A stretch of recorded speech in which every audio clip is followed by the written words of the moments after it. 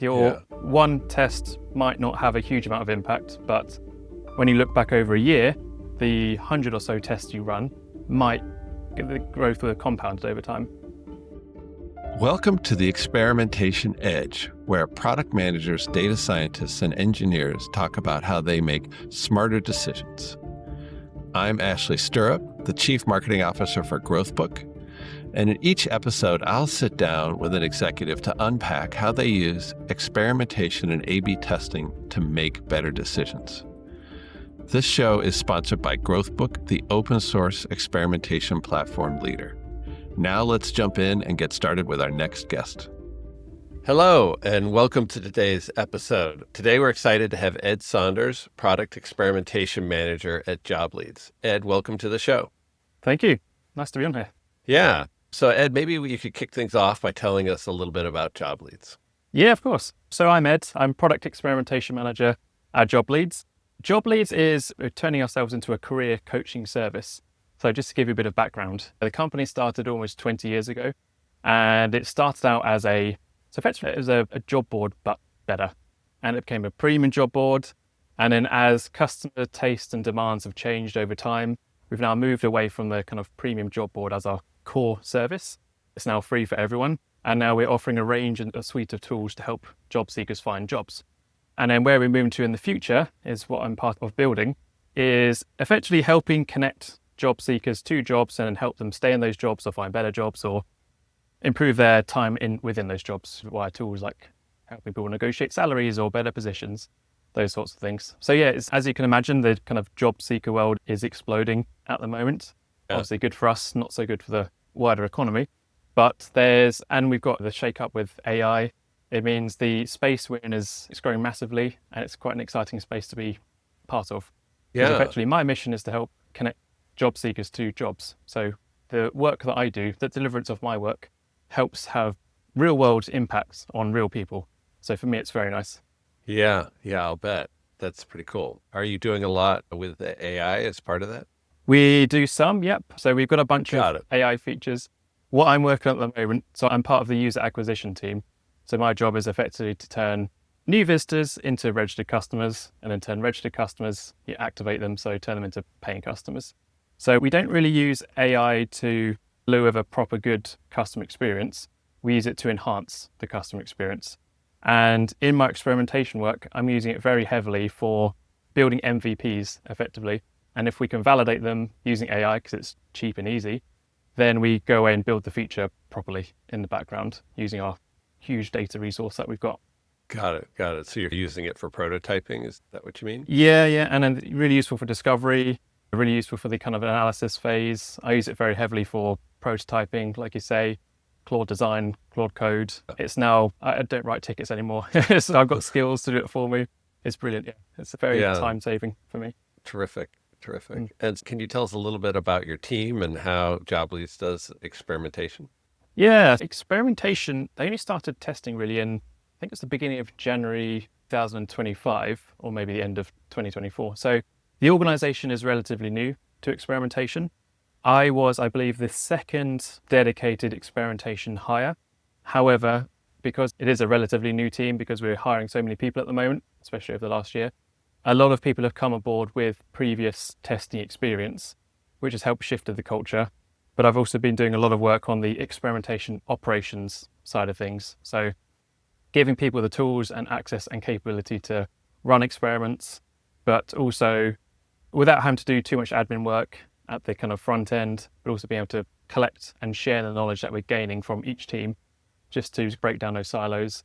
I delivered the other day a knowledge base, which effectively is taking the learnings from every single experiment we're running across the company and synthesizing it so that anyone can learn, no matter what your position is within the company, it's open to everyone. You can dip into that as an additional resource to help your work, be you on marketing, customer support, product, wherever.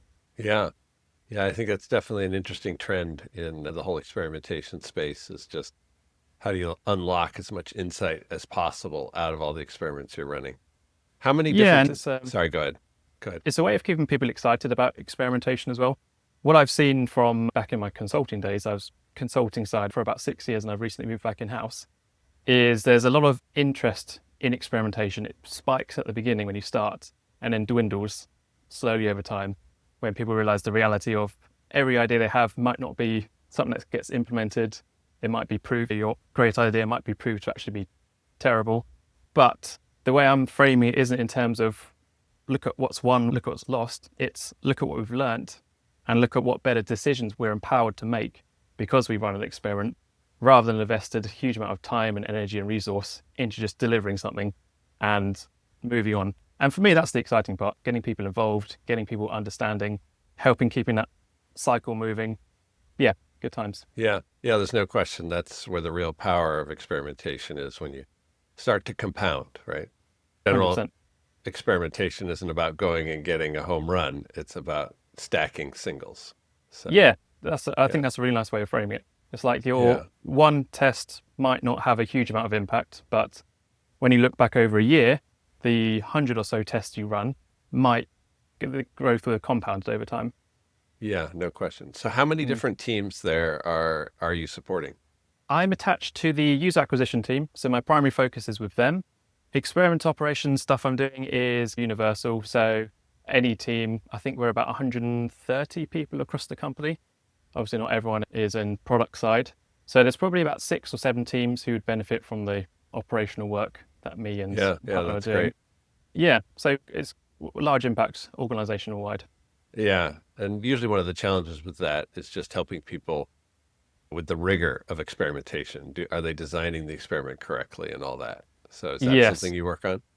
Yeah, so a big piece of this operations was a brand new workflow and then standardizing the kind of input, because once you can standardize that, you then don't have to start chasing your tail in terms of making sure that you got the rigor of the experiment designed properly. We've got a new model now where every team has a department analyst attached to them, so they can be the arbiter of what's a good or poor experiment design, which has really helped. Terrific. Can you tell us about a time in your career, doesn't have to be at JobLeads, where you had an experiment where you had a lot of learnings? Yes. Okay, so my favorite story I like to tell is a few years back, I was working with a large established pizza company, whose name I won't mention just now, but you can probably guess. They wanted to explore personalization as a method of improving their web experience. The angle we took was, how can we use personalization to improve the customer experience, make it a bit more friction-free, make it a bit more... And this is, you can tell this is a few years back, because I think it's just as ChatGPT was becoming popular, but it's still when personalization was the big buzzword that everyone was chasing. But the angle we went down was, trying to make a friction-free experience.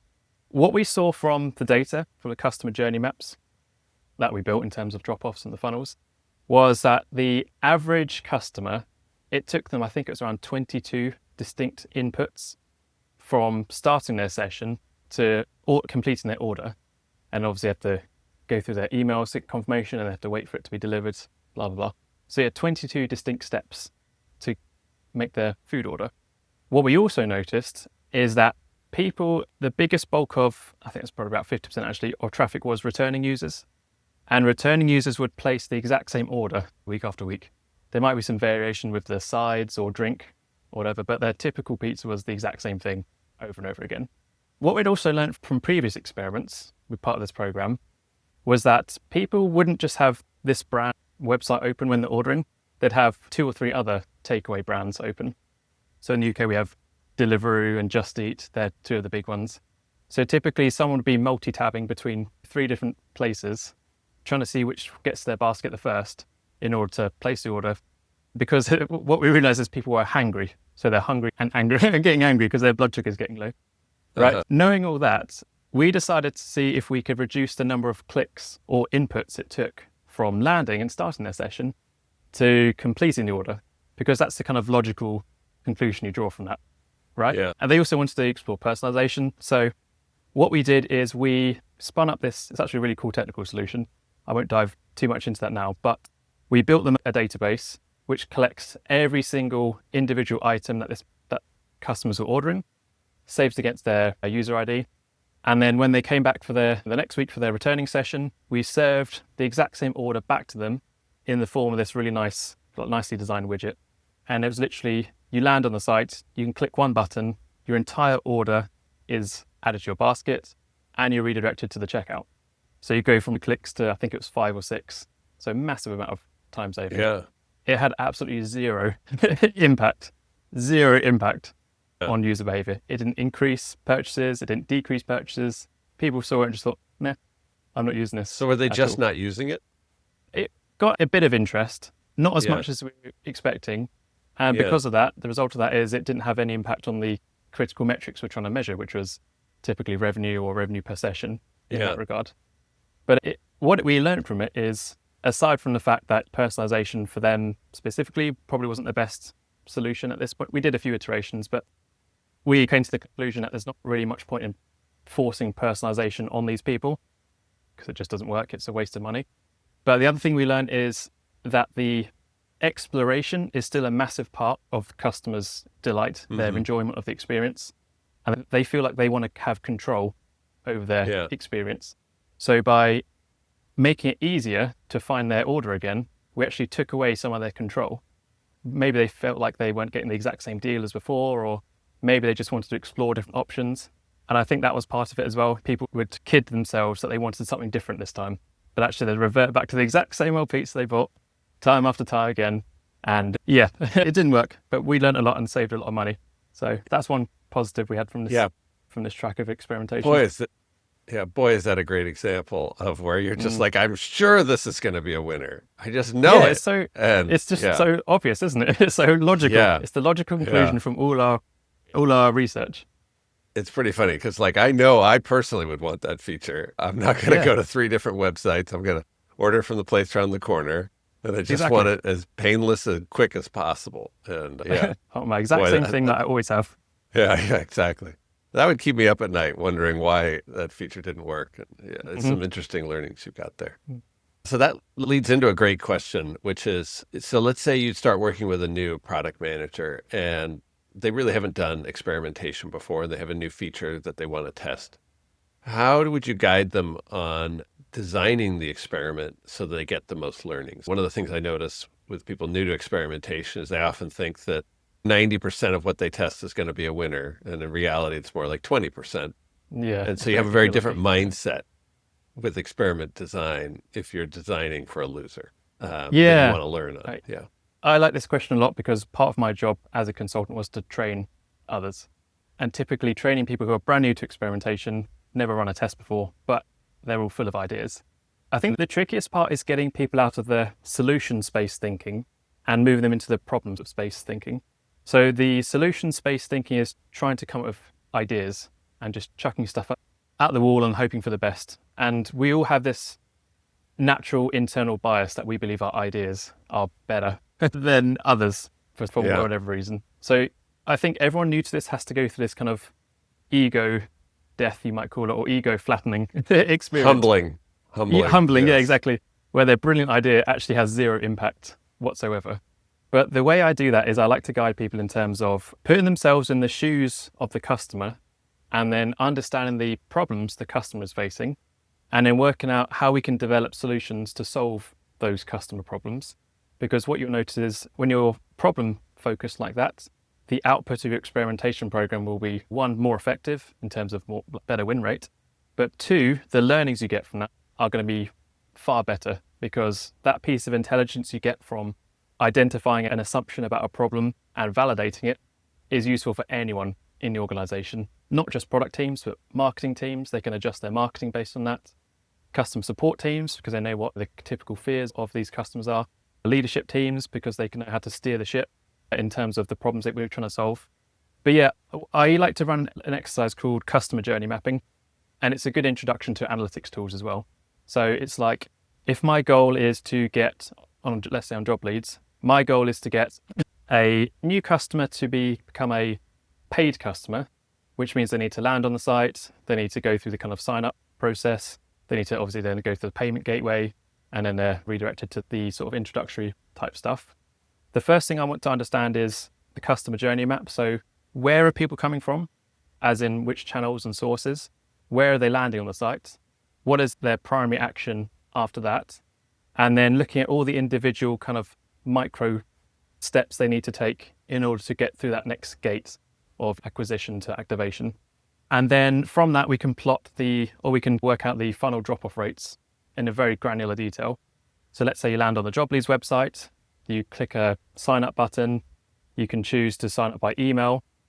I want to know the drop-off points between all these points, because then what it helps me and the new person to understand is where is the biggest leak happening. And it's a method of pre-prioritization. So you can zoom in on the biggest weaknesses. But then once we've got that quantitative data, we can layer on some qualitative data. And what I mean by that is things like heat maps, session recordings, click maps, scroll maps, just to understand the how behind the what. So how is a customer interacting with the site? We know where they're dropping off, etc. But I want to put myself in their shoes and just see exactly what they're seeing. And these tools help with that. And then the next layer is more kind of user-based research. So that could be user interviews. It could be reviews from third parties, social media for JobLeads. Actually, social media reviews is a big thing for us because it just gives us a huge amount of intelligence and helps us steer where the product should go. But with all those kind of three sources, I can then zoom in on where's the biggest problem, how they're interacting, as in put myself in their shoes and see what the problem it actually is, and then hear from their words what they believe the problem is. And then from that, I can summarize that in terms of problem statements. So as a new user, I don't register for JobLeads because I don't trust the brand, things of that nature. And then there's an exercise that I love doing called problem mapping. So if you're familiar with assumption mapping, very similar concept, just to build upon that. So what we're doing in the first instance is taking that data and trying to come to conclusions based on the problems that real users are facing, which is stopping them from achieving our goal of registering or becoming a paid subscriber. Once we've measured those out, once we've got a good log of those, we prioritize them on a 2x2 matrix, which on the horizontal axis we judge based on how much we know that this problem is real or not. So it starts from 0 on the left side all the way up to 10 on the right side. And effectively, it's down to what data points we've got. So if the problem that we've come up with is pure assumption, and that's fine at this stage. If it's pure assumption, it goes on the left side. So it's a 0. We don't know for sure. We don't have any data to back up this problem. If we've got a combination of that quantitative, qualitative, user journey maps, maybe some meta-analysis from previous experiments, that will go all the way to the 10. And basically on the right side, I'm hoping people can visualize this because I'm talking a lot, but from 5 to 10, that's the known side of things. So we know for sure that it's a problem. From 0 to up to 5 in the middle, that's unknown. And then on the vertical axis, we've got impact. So if we're anything below the line, the horizontal line, that's low impact. So if we have to solve that problem, it would have a very meaningless, or it's not really worth the effort to do. Mm-hmm. If it's above the line, it will have a higher impact. So the effort is worth more than the reward's worth more than the effort. And this bit is quite subjective. You can plot this with data. It takes a long time. And that's fine. We're trying to embrace the human element of this process because ultimately we're optimizing for humans to build better human experiences, right? But the outcome of this exercise is that in your top right quadrant, you've got a bunch of problems which are both high impact and you know for sure that they're problems.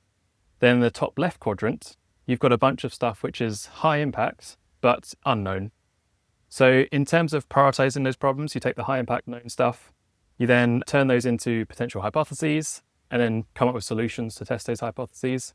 And that's your kind of top chunk of experiments to run first, followed by the stuff that is unknown. What you want to do there is keep a log of them, but you maybe could do some additional research or look for some other sources or maybe to commission some other user research to validate them or not. Or if they're simple to do, just run them as experiments. But going back to why I'm going through this process with new people, it's to help them really understand that we are trying to solve real user problems. And this is a really good exercise to do that. And the other thing, which is useful for, is what I've noticed is people new to kind of CRO or experimentation, at some point or another, they're worried that they can't come up with new and fresh ideas. They think the ideas won't come in abundance. And I've noticed that if you live in the solution space, that is what happens. Your kind of ideas run dry pretty quickly. If you come up with the problems, if you understand the problems you're trying to solve, naturally you'll come up with multiple hypotheses for each problem that you've identified. You'll come up with different solutions for each hypothesis that you come up with. So one problem can spring a nice tree of ideas. And Yeah. it's a really nice way of just keeping it fresh. Boy, that's a really powerful example. I just dumped a lot of Yeah. stuff on you there. Yeah, no, and the part I think's so important is that mind shift from solutions, like, oh, I've got 5 great ideas, to really putting yourself in the head of your customer and the problems that they're facing. A lot of examples of learnings from past episodes have been where people had a great idea of this thing they wanted to insert into somebody's, I'll call it a buyer's journey. It's not always buying, but whatever the task is. And if that task isn't aligned with what the customer is trying to actually achieve, it's generally a loser. Yeah, agreed. It's a bit like on e-commerce stores these days. The majority, okay, I don't know if it's a majority, but it feels like the majority. You go on the site and all of a sudden there's bam, get 10% off if you give your email. And it's like, what problem of mine is that solving? There's clearly someone on a marketing team, and no offense to marketers, I understand the pressure that they're under. Yeah. They've been told that they need to increase the efficacy of their paid spend or affiliate spend or whatever. And offering a discount is usually a surefire way of seeing that number go up, that line go up. It's just served right at the beginning of the user experience is off-putting for a lot of people. Yes. I couldn't agree more. That's one of my personal pet peeves. It's like, I just got here. I don't want to give you my contact info. Yeah, exactly. I don't want another thing to unsubscribe from tomorrow. Yeah. That's what I like about Black Friday, because all these brands in my inbox, I can just go unsubscribe. That's so funny. Yeah. When you look at JobLeads and kind of the future of experimentation there, what do you see are the biggest opportunities? Definitely velocity. So we're ramping up at the moment. So from when it started, it was around about, I think, 0.3 experiments launched per month. And we're now at, I think it's about 2.8 when I calculated the other day. So it's ramping up. And on the kind of marketing department, which is where I'm attached to, I want to increase that velocity as well. And my personal goal is one, velocity, but also get more people involved in the process of coming up with ideas and giving them the tools to be able to launch their own experiments. For me, that's a very powerful thing. If a content manager or just a normal marketer can feel like they can have some input into what the product looks like via the form of an experiment, and they've gone through this sort of process of understanding that they've got to find a problem, they've got to find a solution to solve that problem, then turn it into an idea, and then see that their ideas come to life on the website, and it's launched and it's validated, and then absorbed into the production environment. I think that's a very powerful thing. So yeah, really, it's, I guess you'd call it democratizing experimentation, giving the power to the people. Yeah, I love that one. And what do you think are some of the most important things that you need to do in order to enable that?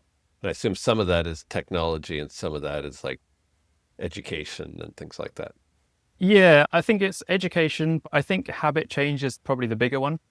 People are under so much pressure with their own tasks. And if you come along and say to someone who doesn't even do experimentation or product as their main job, that actually I'm now forcing you to come up with ideas and run experiments, there's going to be a lot of resistance, right? Yeah. And that's partly why I built the knowledge base, so people can understand that we don't run experiments just to see a KPI go up. We run it to learn something. So if people can see the impact that their idea has in terms of the learning that's now shared with the organization, and they can say, hey, Ashley, you had that great idea a few weeks ago. We ran it as an experiment, and the company now knows X, Y, Z because of your insight. I think that's a really powerful thing. Yeah, I love that. That's terrific.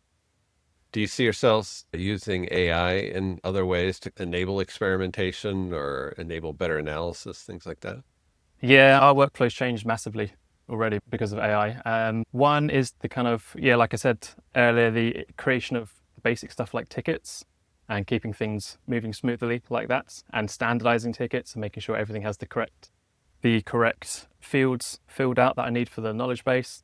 But there's the kind of the big sexy stuff that you get with AI, but there's also the kind of really basic stuff, which I think not many people talk about, which is I used Claude the other day to help me set up an NA10 automation, which does something as simple as when someone moves a ticket from one status to the next status, it looks into the body of the ticket and in any link ticket, extracts a Figma link and then populates the link to design field.